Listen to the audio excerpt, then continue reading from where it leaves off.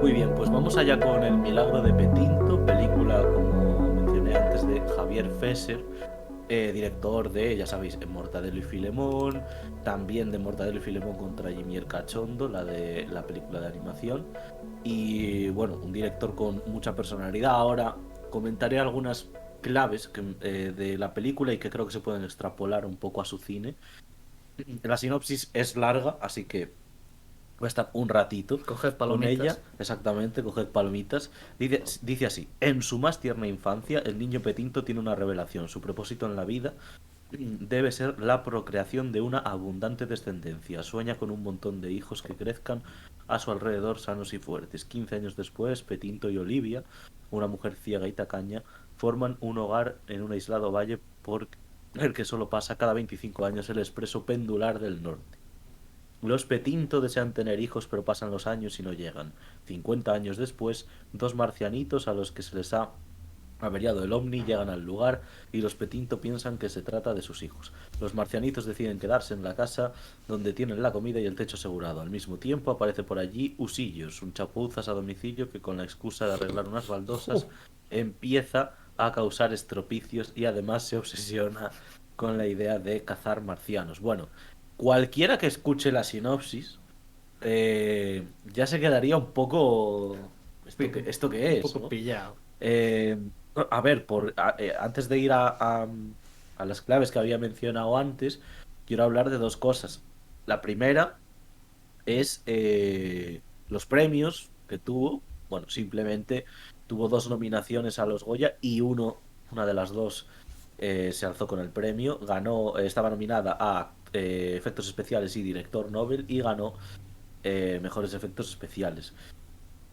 Em, lo segundo que quería decir es hablar de una persona que, bueno, tampoco creo que esté reconocidísima, porque esto es como los guionistas, ¿no? En plan, es una figura, no se suele reconocer, pero habría que hablar un momento antes de empezar a desgranar la película de Javier Aguirre Sarrobe, porque Javier Aguirre Sarrobe es el director de fotografía de Blue Jasmine, de Mar Adentro, de Los Otros, y por último decir una película que creo que sorprendería a cualquiera después de haber dicho estas tres, que es Thor Ragnarok. Sí, O sea, sí, sí. es una persona que o sea, no se le puede negar la versatilidad en cuanto a director de fotografía.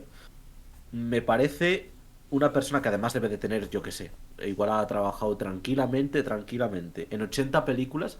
Estamos hablando de que sea el principal director de fotografía, ¿no? El Sí, número sí. uno habrá trabajado en cientos, seguramente.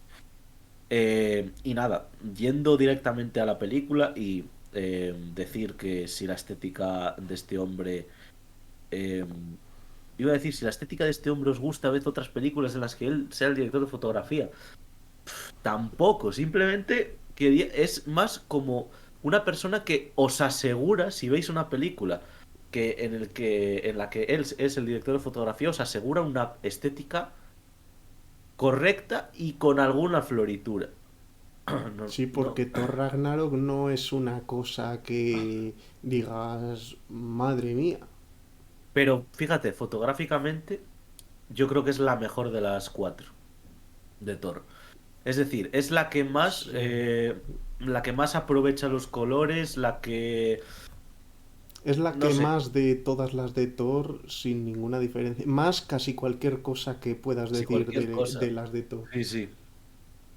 Y bueno, dicho esto, había dicho que había como, que creía que había como dos claves un poco para entender su cine. Una de ellas es el plano errante u holandés, que se dice también, para que nos entendamos, Oscar lo explicó en un programa, que ya lo está haciendo, que es como si viésemos una imagen con la cabeza girada, ¿no? Es como como si fuera una imagen tirada desde una diagonal, en vez de desde una recta, ¿no? Entonces nos veríamos así un poco, ¿no? Girados. ¿Por qué? Porque está completamente obsesionado. O sea, de hecho, te tienes que poner a, a ver la película, fijarte muy bien cuándo es la primera vez que sale un plano que no es así.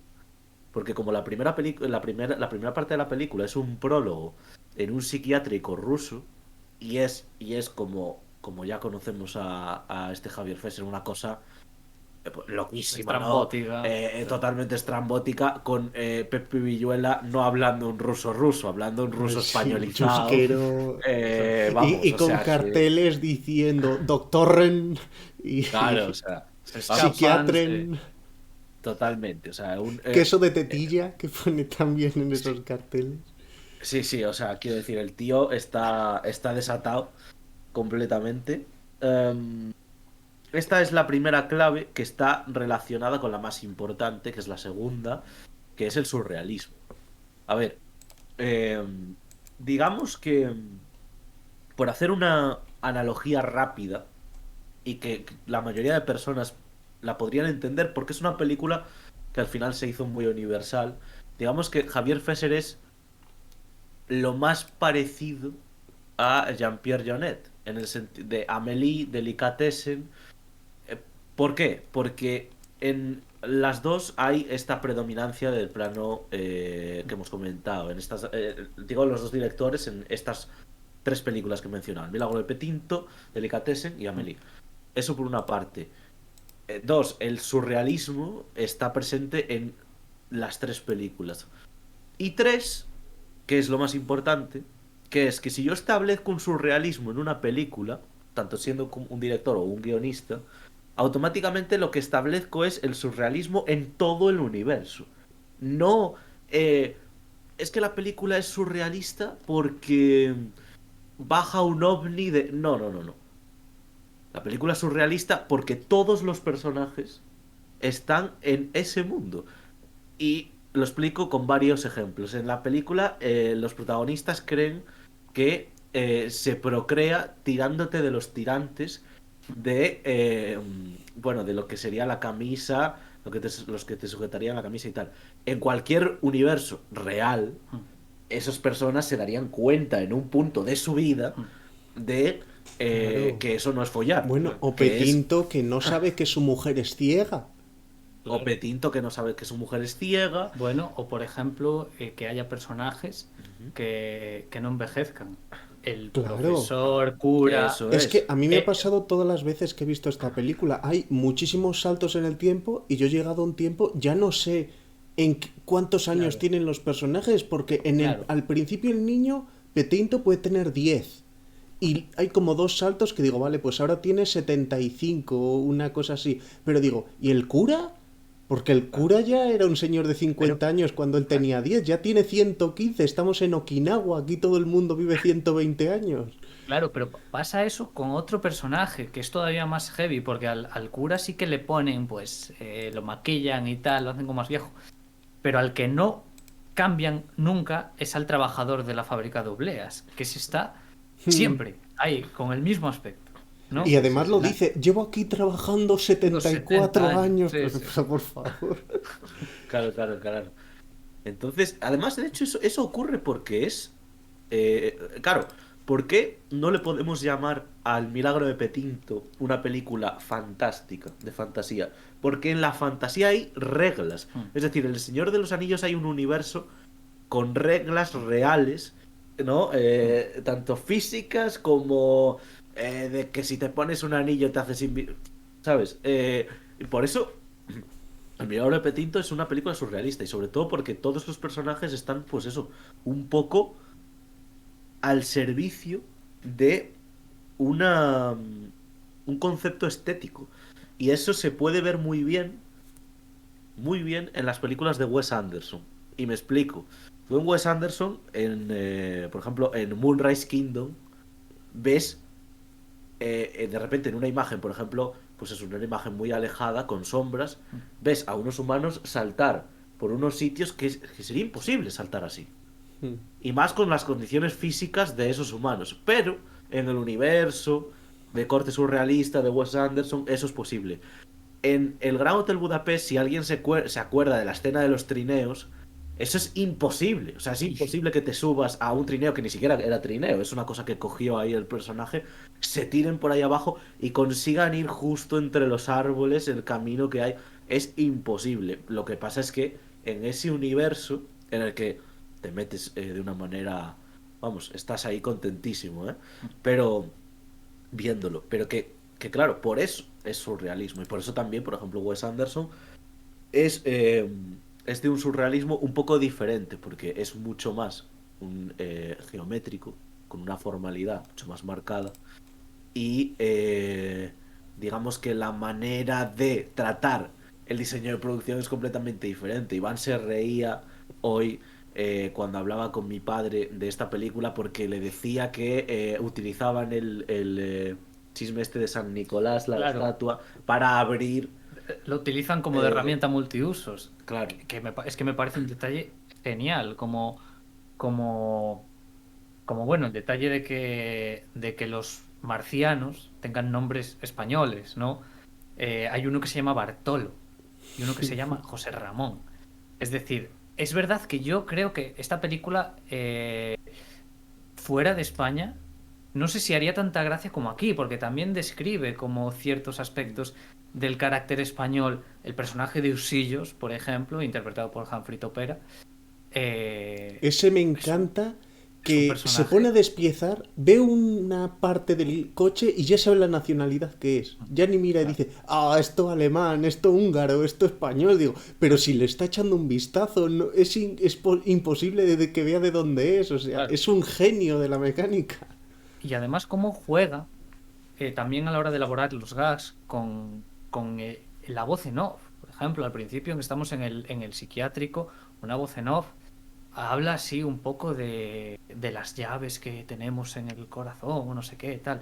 Dicen, unas llaves abren puertas y otras llaves abren ventanas y de repente el personaje de Pablo Pinedo, que es el señor, digamos, que llega a la casa después, años después de que lleguen los marcianos, y que el personaje de Luis Ciges cree que es el hijo que San Nicolás le va a Claro, traer. Bueno, el ese hijo que vino de personaje, África.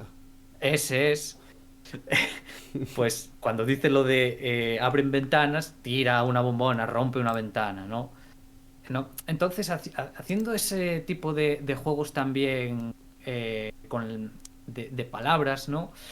El cura, cuando está en el entierro del padre de Petinto al principio, que dice, claro, la fábrica de Petinto es una fábrica de obleas, una fábrica de hostias, ya sabemos, pues hace el juego de eh, este hombre se ha ido de este mundo repartiendo muchas hostias, qué lástima que no se fuera repartiendo unas cuantas más, ¿no? Y claro, todo eso efectivamente, dentro de este universo y de cómo la película traslada todo ese humor, es muy divertido. Y hay otra cosa esencial en estas películas, es que el director transmita su amor hacia los personajes. Yo aquí creo que todos los personajes llegas a quererlos pese a su forma tan estrafalaria de ser, ¿no? Hay Claro. otra cosa que hace también muy bien, que es hay una escena, ¿no? Siempre me hizo muchísima gracia. eh, en películas mucho más dramáticas, ¿no? Ahí es, por ejemplo, el momento de la carta, ¿no? Esta la carta que pone de adoptar. Sale volando por la ventana. Igual se tira la película como 30, 40, 40, 50 segundos. Está siguiendo la cámara mediante un montaje, ¿no? Como que la cámara sigue a ese sobre que parece que está surcando cielo y tierra y tal. Y de repente cae en un jardín. Y resulta que es que ha caído en la parte trasera de la casa, ¿no? Cuando podríamos observar como en una película más dramática, ¿cómo decirlo? Más intensa en ese aspecto, pues igual la carta habría ido a parar justo a un sitio 200 kilómetros o lo que sea. Y aquí como que se ríe un poco de eso también. Viendo esta película también yo creo que tiene sentido que luego posteriormente Javier Fesser tuviese interés en adaptar Mortadelo y Filemón. Porque, por ejemplo, lo que decías tú, Oscar, de los letreros del principio, Claro. así como el humor físico, eso es muy de Mortadelo y Filemón. Y luego la película es algo extraña porque sí es verdad que es el humor de Fesser con el humor que no es de Fesser, que está en el cómic, entonces hace así un poco una mezcla rara, pero creo que tiene mucho sentido que posteriormente se hiciese cargo de él. Y recomendar también de Fesser, porque aparte de estas películas que ha dicho Dani, ¿no? Tiene varios cortometrajes.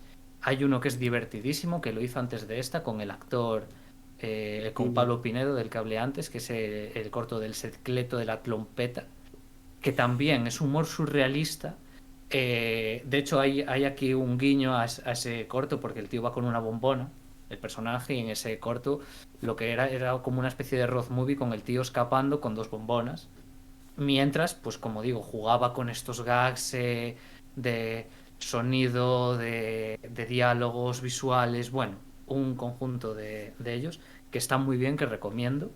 Y para finalizar, ahora sí, decir que a ti te recuerda a Jean-Pierre Jeunet. Yo creo que lo más parecido que se ha hecho a este tipo de cine en España es al cine de José Luis Cuerda, en su vertiente más absurda. Hablamos de Amanece que no es poco, o de Tiempo después, o la de Así en el cielo como en la tierra, si no me equivoco, también Sí. era de él.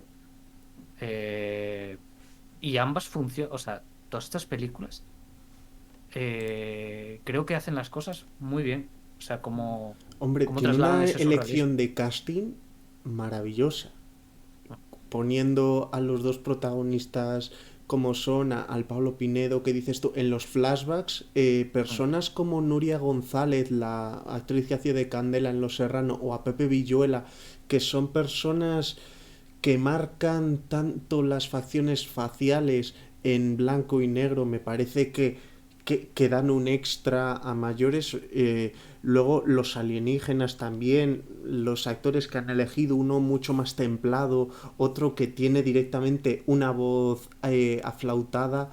Es un casting maravilloso, por extraño que es que todas esas piezas funcionen. De hecho, muchos de estos actores también estuvieron luego en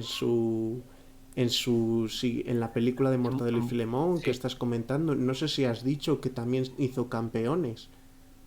Bueno, creo que no Bueno, salió todavía, pero por hacer enlace con el programa deportivo en el que hablamos de Campeones, que es una película en unos términos completamente distintos a esta, que muestra que Fesser es un director muy versátil, porque todavía en esa está mostrando comedia, pero en un aspecto muy diferente. Y luego ya cuando hizo Dramon en Camino, o sea que es un director que le da todos los palos de forma muy distinta. Y yo de hecho había parado un momento a pensarme cuántas veces ha pasado, lo digo también en relación con, o sea, en relación con Campeones, ¿no? ¿Cuántas veces ha pasado que un director de repente llega a una película y cambia completamente su estilo? Porque, porque yo, por ejemplo, recuerdo cuando fui a ver Birdman de Iñárritu. Claro, lo que venía antes eran Beautiful, Babel, y de repente te planta ahí eso, plano secuencia, falso plano secuencia, con otra fotografía completamente diferente, con una banda sonora completamente diferente. Y sobre todo también me venía a la cabeza, esto puede ser interesante comentarlo, cuando directores muy famosos han cambiado de repente en una película su estilo completamente, su estilo estético, su estilo formal. Me viene a la cabeza 1917, sin duda, de Sam Mm. Mendes. O sea, un tío que te hace American Beauty, Revolutionary Road, Camino a la Perdición, y de repente 1917, la peli bélica que voy a hacer, que bueno, está bien, ¿no? Vale, eso es que vas a hacer cine bélico, pero no, por ejemplo, como Nolan, que cuando hizo Dunkerque mantuvo sus patrones Mm. formales y estéticos. No, no, o sea, llego y hago una peli completamente diferente, que creo que eso es un poco lo que hizo Javier Fesser con Campeones, porque incluso eh, bueno. en esa felicidad absoluta, porque incluso el drama en Campeones es un drama que sabes que muy pronto vuelve a lo happy y Mm. tal. Pero no es así, por ejemplo, con otras películas suyas, como incluso El Milagro de Petinto o, o Mortal y Filemón, ¿no? Es como, digamos que puede ser que lo que rodea todo sea mucho más frío por ese surrealismo en el contenido.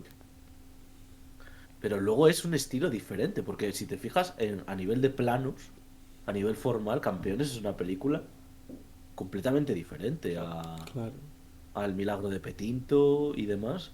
Y hay bastantes más ejemplos, que los dos que he dicho, de De hecho, por 1917. seguir en España, a mí me parece que Pedro Almodóvar, finalizando el siglo XX, cuando empezó con Todo sobre mi madre, que hizo Todo sobre mi madre, Hablé con ella y Volver, casi seguidas, mucho más melodramáticas que hasta entonces, que había sido prácticamente siempre cine cómico, también me parece un cambio bastante gordo. O bueno, el famoso de Woody Allen con Annie Hall, que le empieza a dar poso a sus películas que hasta entonces habían sido cómico absurdas prácticamente todas. Es que eso, a mí eso me parece curiosísimo. Y sobre todo, a ver, me parece también muy curioso el que te salga bien. Mm. Porque, por ejemplo, Woody Allen sí que es como una persona que pasa por varios procesos largos de películas en ese mismo, digamos que Woody Allen tendría como o tres, cuatro épocas de cine y tal, pero claro, que estés haciendo, vamos a poner, seis iguales y de repente, pumba, la séptima, una cosa completamente diferente, eso me parece curioso que encima te salga muy bien. Eh, y cuando me acordaba de Campeones viendo esta película, digo, qué diferente. Eh, aunque, claro, qué diferente y que le salga bien, porque le salió muy bien Campeones. Bueno, casi uno de los ejemplos tal vez pues David Lynch también de hacer cine surrealista, Ujú. incluso con El hombre elefante. A ver, El hombre elefante, aunque es más normal, puede tener algún que otro Tiene ramalazo. su... Claro, pero por ejemplo una historia verdadera, Claro, Claro, sí, ahí es es un una cambio de cosa tercio única brutal. dentro Claro, de... Creo de que su esa film. la hizo además con Disney. Entonces, Claro. igual Lynch normal con Disney, al menos el Disney de ese año todavía no... Ujú. Bueno, dicho esto, nada, decir que irnos, la verdad que casi todo lo que hemos dicho es positivo, pero por irnos con algo también muy positivo de este tipo de películas es que son totalmente libres. Lo bueno de que bueno, que contengan todo lo que hemos dicho es que, pues eso, su estética, sus situaciones, creen mucho en sí mismas y en su universo. El feísmo de los personajes, las burradas de humor físico, eh, todo el tema de algunos personajes en concreto, como los extraterrestres, el saneador, tal, vamos, que son una gozada. También creo que son películas que es muy fácil, lo digo a nivel no ni positivo ni negativo, a nivel de establecer conclusiones en uno mismo mientras ve las películas. Son películas que te resulta muy fácil decidir si te gustan o no, si vas a querer seguir viendo ese tipo de películas o no, Claro. porque, A ver, son muy polarizantes al final. Tú claro, estás viendo esta película y si no entras en ese humor, si te parece insoportable, no, tu impresión no va a cambiar después de 10 no, minutos. no, Va a empeorar exactamente, incluso. O sea que exactamente. claro. Así que bueno, dicho esto, está en Amazon Prime y en Flixole. Mm. Eh, Así que, bueno, dicho esto, vamos a pasar a la tercera película del programa que nos la va a traer Oscar. Vamos a hablar de La novia, de Paula Ortiz.